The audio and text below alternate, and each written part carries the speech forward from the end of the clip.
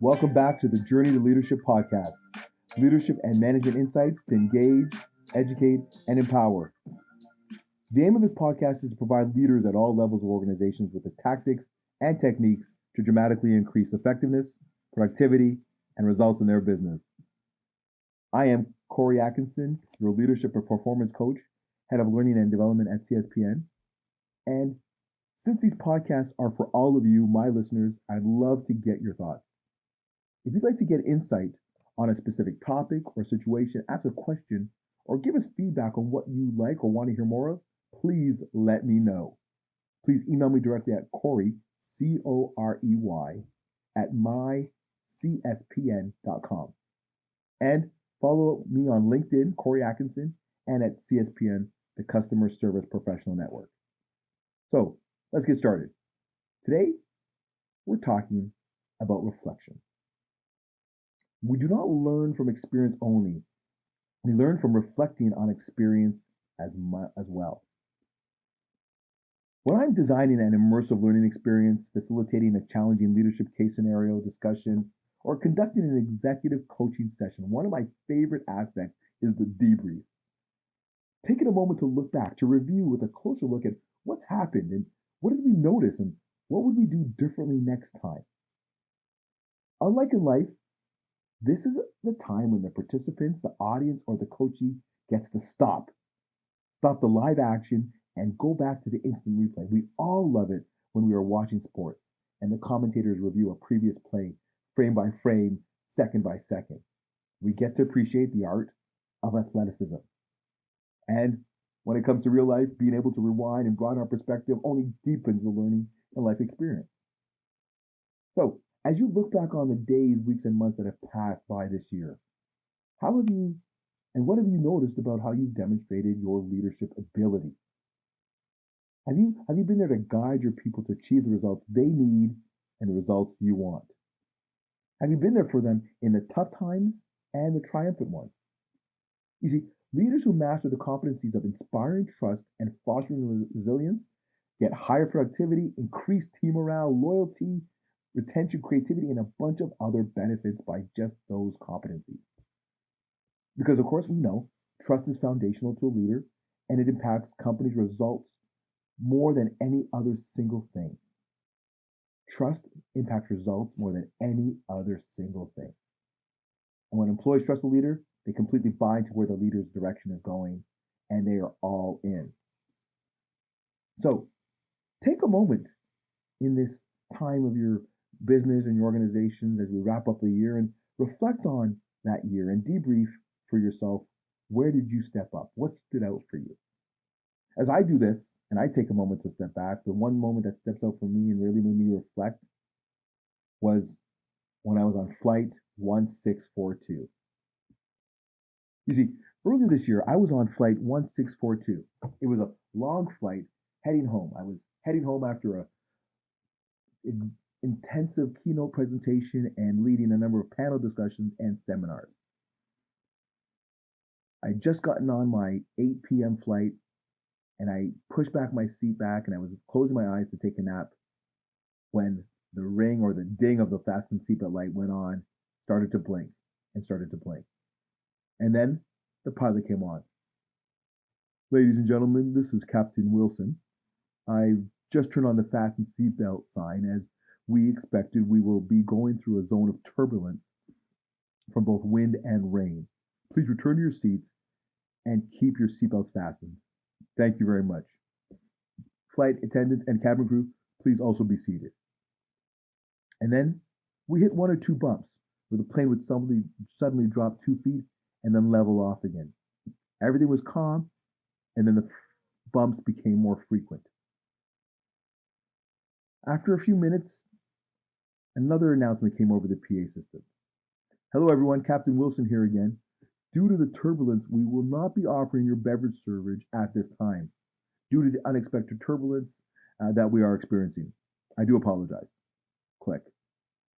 I heard a few groans throughout the plane as some passengers did not like this news.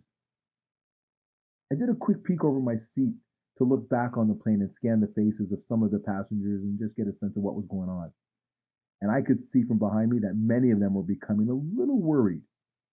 I turned around back in my seat and held on tight as the plane dropped and then rolled to the left once again. I was not feeling good about how things were going. The flight continued to be bumpy for another 5 to 10 minutes, and I was beginning to get nervous. I had a few beads of sweat on my forehead as my mind started to race. I started to fear the worst. Is this ever going to end? I can't remember the last time I was nervous or scared. Are we going to crash? And then the PA system came on a third time. Captain Wilson here again, everyone. I do regret to inform you that as the turbulence has continued, in addition to no beverage service, there will be no meal service either. Please do keep your seatbelts fastened. Thank you. Now there was some gasp and some subtle chatter and nervous chatter throughout the plane, and no sooner had the PA system click off than the storm we were trying to avoid was upon us. The rain started to slam against the windows, the thunder could be heard all around the aircraft, and lightning could be seen on both sides, lightening up the dark sky across the horizon. And within a matter of minutes, the plane was being tossed around like a small toy, with passengers becoming more and more alarmed and fearful of every big bump. There were a number of screams and cries as the plane was lurched back and forth, lifted up and down as if it was crashing. I was definitely feeling somewhat anxious, and I looked around again, and I could see that many of the passengers were upset and alarmed. Some were even praying. Things looked ominous. And then I saw something that seemed out of place. Across the aisle from me on the other side of the plane, I saw a little girl, and apparently the storm meant nothing to her. She had tucked her feet beneath her as she sat on the seat and was leaning against the window and was reading a book. And everything within her small world was calm and orderly. Sometimes she would close her eyes, then she would read again. Then she'd straighten her legs, but with all her actions, worry and fear were not in her world. When the plane began to get knocked around and the rain was slamming into the plane, when it lurched this way and that as it rose and fell with frightening severity, and with all the passengers scared out of their minds, this little girl was completely composed and unafraid. I was completely amazed. I couldn't stop thinking of what was going on in her world that made her so calm. Finally, we got through it. And what seemed like an eternity turned out to be 15 minutes, but it was a rough 15 minutes of being shaken. We got through the storm and the turbulence, and for the rest of the remainder of the flight, we had clear skies, and my faith was once again restored in the wonder of aviation. But as I settled back in my seat and wiped my brow, and over the next 3 hours, I could not get the picture of this calmness of the little girl across from me from out of my mind. So when the plane finally lands and the passengers return to their typical selves, rushing to get their stuff and be the first off the plane, I decided to do something. I looked over and I saw the little girl sat quietly and calmly and waited for everyone to exit the plane. She wasn't moving. So human behavior intrigues me. So I decide to wait too. I got to see what's going on here. I need to talk to this young lady. So as the last passengers pass me, headed for the exit, I stand up to get my belongings, and I'm taking my time. I'm reaching into the overhead compartment to grab my stuff, and as I do, the little girl stands up and starts to gather her things as well. And I look over and I say, "Wow, that was some story that we went through, wasn't it?" She looks at me and says, "Mm-hmm," and continues to gather stuff. I sling my laptop bag over my shoulder and thinking this is not what I wanted. So I stop and I look at her and I say, I noticed the entire time we were going through the storm and going up and down with the turbulence that you were very cool that whole time. That was amazing. I just wanted to know how you were not so afraid and how you stayed so calm." The little girl looks up, crinkles her eyebrows as if she's looking for an answer, and then says, "Sir, my dad is the pilot. He's taking me home." Wow. Coach Corey's comments. So, when you think about Flight 1642, does your team trust that you are taking them home? When the clouds begin to form in terms of angst and stress in the organization, the turbulence begins to shake things up in how we do business and the storms worsen, does your team know you will carefully and confidently guide them and take them to a good place? You see, if they trust you, yes, they're on page. But if they don't, then probably not so much. So we have to ask ourselves, even if we feel good, what are we doing to build trust with those who we lead on a regular basis? As you continue to reflect and look back on your year and look towards your next year, think, what type of pilot or leader are you becoming? Were you? And do you need to be? You see, one of the secrets of our success as individuals is being able to learn from our lessons and being able to right those wrongs. And as leaders, team players, performers at all levels, taking time for focused, uninterrupted debrief and reflection is critical to our success. It helps us figure out what have we gained, but also what have we given? What have we achieved, but what have we lost? What have we earned, but more importantly, what have you learned? So as you take some time for yourself this year and reflect on your year and you debrief where have you stepped up as a leader, answer answer these four questions. One, how would you describe your past year in 3 words? What was the theme of your year? Was it patience, stress management, risk, altruism? Regardless of the words, they'll give you insight into who you are and where you are going. Whatever the words are, they will help you use different tools in your toolbox for the future. Number two, when did you feel most inspired this year and when did you feel most at a loss?